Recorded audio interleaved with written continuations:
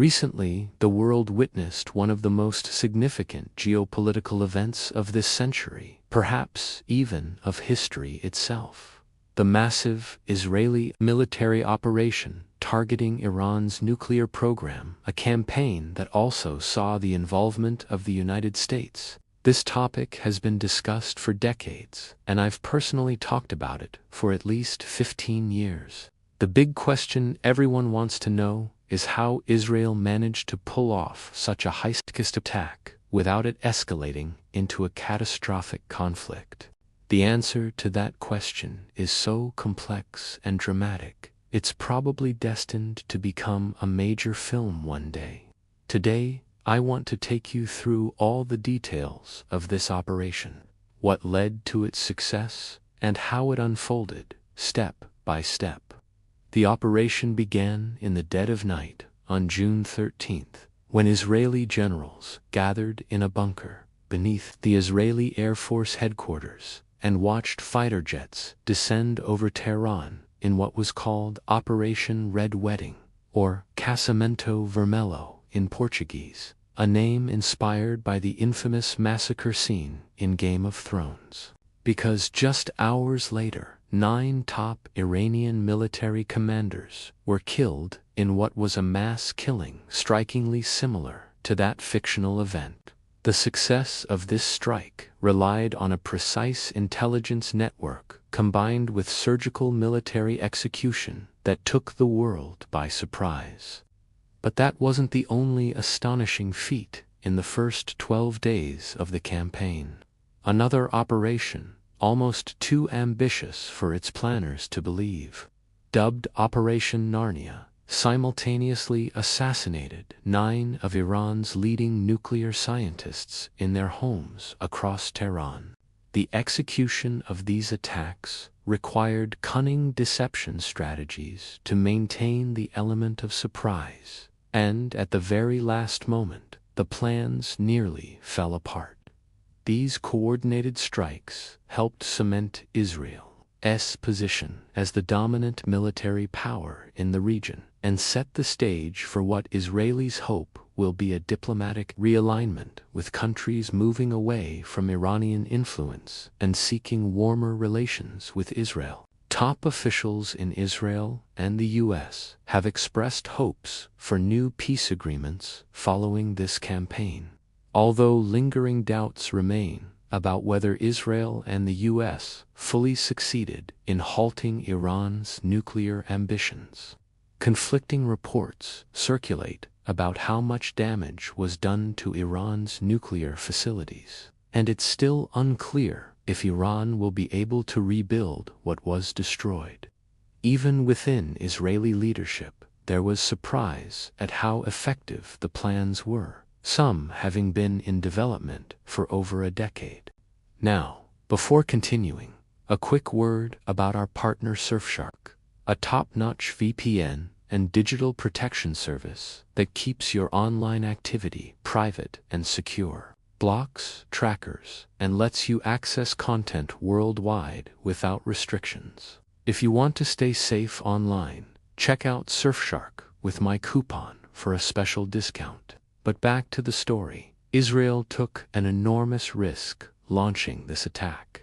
The plan was either to hit all key targets at once or risk losing them completely, knowing that if these targets escaped, Iran's retaliation would be devastating and its nuclear program would remain intact.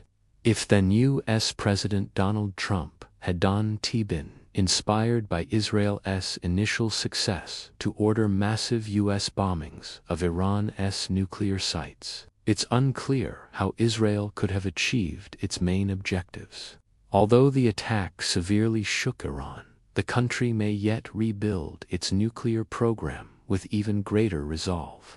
The roots of this operation date back to the mid-1990s, when Israeli intelligence first identified Iran's nuclear weapons ambitions.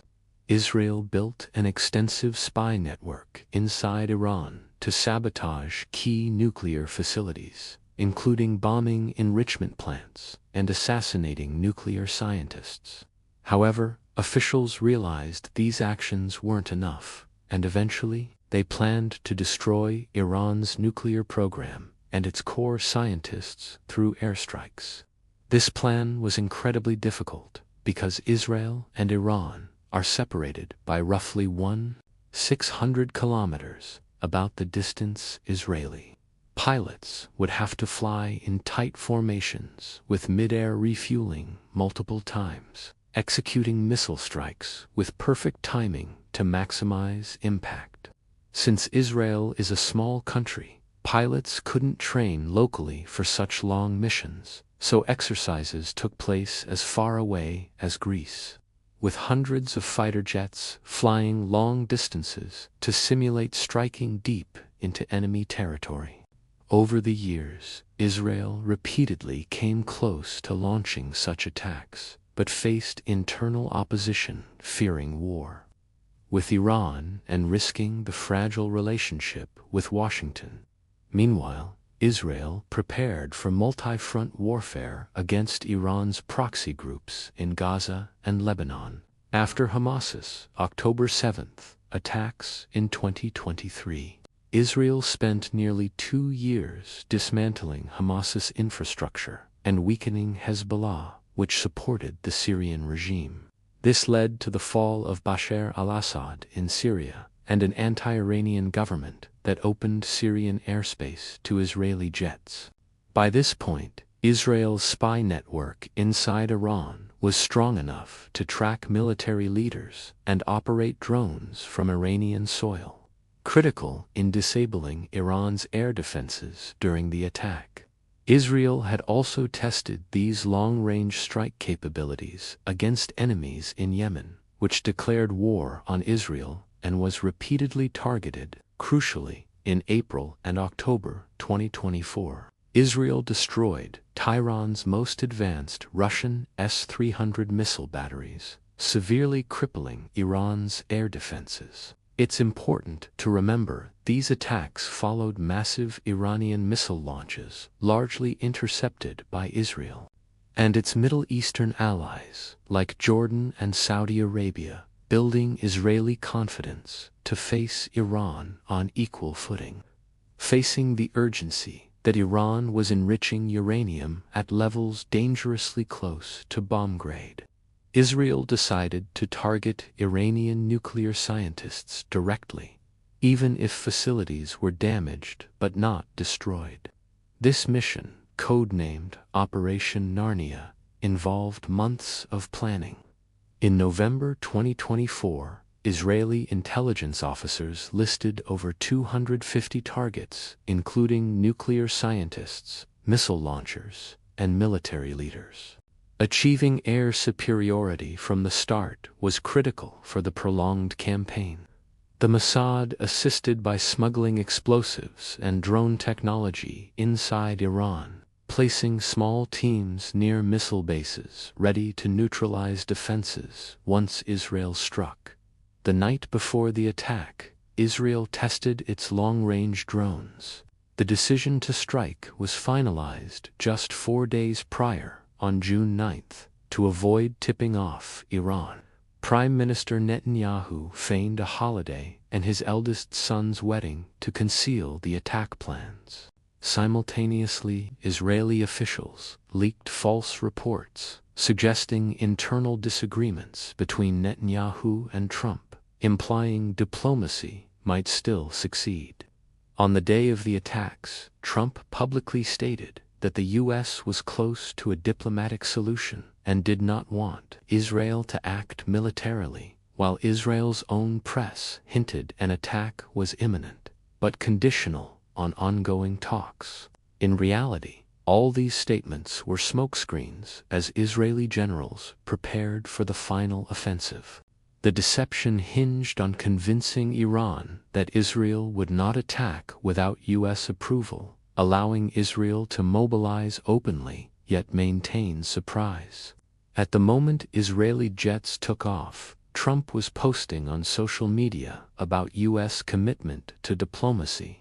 The core of the attack plan was to simultaneously kill Iran's military leadership in what was called Operation Red Wedding. preventing immediate retaliation and buying time for airstrikes to destroy missile launchers, softening Iran's inevitable response. As the jets neared, Iranian Air Force leaders unexpectedly gathered instead of dispersing, sealing their fate. Israeli missiles struck, followed by simultaneous attacks on scientists' homes, killing 9 key nuclear researchers and disabling radar stations, anti-aircraft batteries, and missile launch sites. Within hours, nearly all primary targets had been eliminated. The initial operation concluded in just 4 hours, but Israeli airstrikes continued targeting missile factories and nuclear sites for the next 12 days, with U.S. bombings and additional strikes weakening Iran's military command.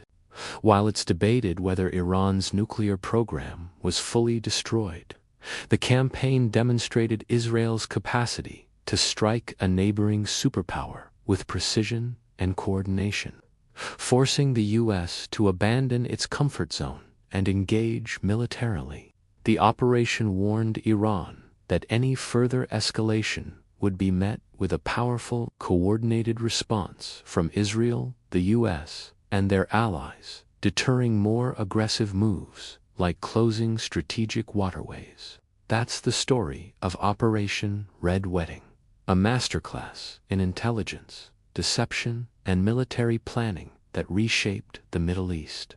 If you found this insightful, make sure to like, subscribe, and share this video to spread awareness about one of the most important geopolitical events in recent memory. Hit the bell for notifications and stay tuned for more deep dives. Until next time, thanks for watching, Fact or Fake.